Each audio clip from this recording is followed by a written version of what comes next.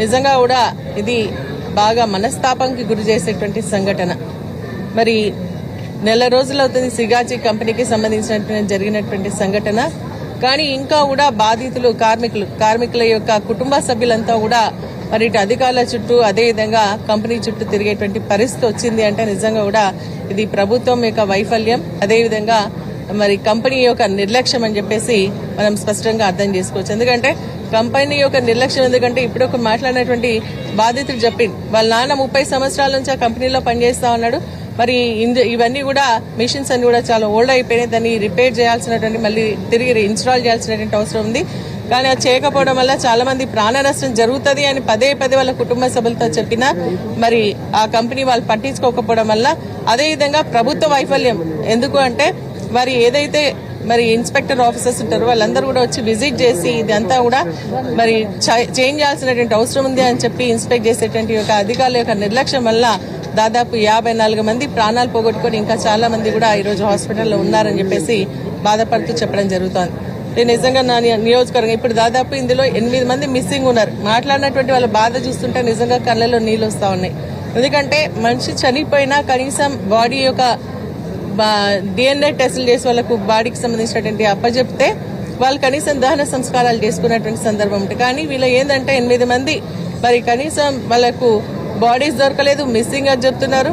వాళ్ళు దహన సంస్కారం ఎట్లా చేయాలా, కార్యక్రమాలు ఎట్లా చేసుకోవాలంటే ఇప్పుడు తను చెప్పినట్టుగా బాధపడుతూ అక్కడ ఉన్నటువంటి ఒక ఏదంటారు యాష్ని తీసుకొని వచ్చి మరి వాళ్ళ దహన సంస్కారాలు చేసి అది మళ్ళీ నదిలో కలిపి కార్యక్రమాలు చేసుకున్నటువంటి పరిస్థితి. కరెక్ట్ ఈ రోజు మా నియోజకవర్గానికి సంబంధించినటువంటి రవికి సంబంధించినటువంటి భార్య కూడా ఇక్కడికి రావాల్సినటువంటి పరిస్థితి ఉండే. కానీ ఈ రోజు ఏంటంటే తను పెట్టేటువంటి నెల మాస్కం పెడుతున్నారు, అందుకే ఇక్కడికి రాలేకపోయింది. నిజంగా కూడా హృదయ విదారకమైనటువంటి పరిస్థితి. ఎందుకంటే వీళ్ళకి సంబంధించినటువంటి ₹1 కోటి ఎక్స్గ్రేషన్ అంటున్నారు.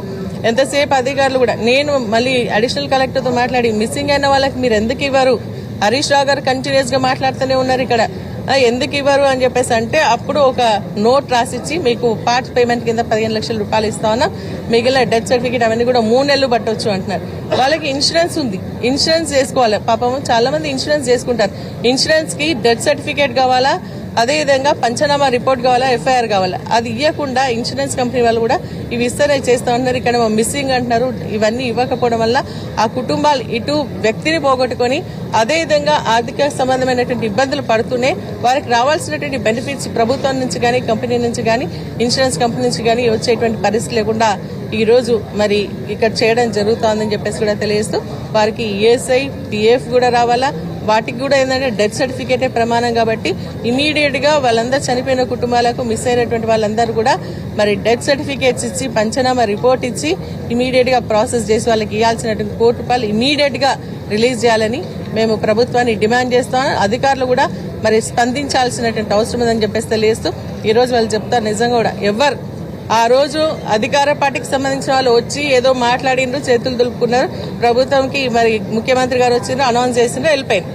తర్వాత వాళ్ళ బాధ ఎవరు పట్టించుకోవాలి? ఈ రోజు BRS పార్టీ ఆధ్వర్యంలో హరీష్ రావు గారు అదేవిధంగా ఇక్కడ స్థానికంగా ఉన్నటువంటి ఎమ్మెల్యే వీళ్ళంతా పట్టించుకొని వాళ్ళందరినీ కూడా ఒక చోటికి చేర్చి ఈ రోజు ప్రభుత్వం నుంచి రావాల్సినటువంటి పరిహారం ఇప్పించడానికి ప్రయత్నం చేసినటువంటి పరిస్థితి కాంగ్రెస్ పార్టీ వాళ్ళకి తెలుసుకోవాలా, వాళ్ళకి ఇవ్వాల్సినటువంటి బెనిఫిట్స్ అన్ని ఇవ్వాలని చెప్పేసి కూడా ఈ సందర్భంగా మేము డిమాండ్ చేస్తా ఉన్నాం.